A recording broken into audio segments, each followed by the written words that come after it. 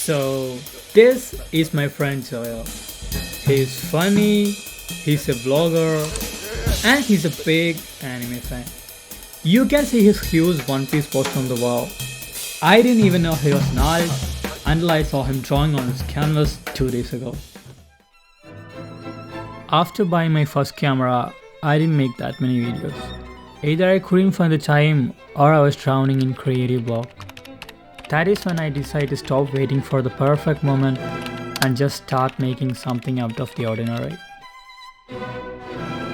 And this is how it turned out.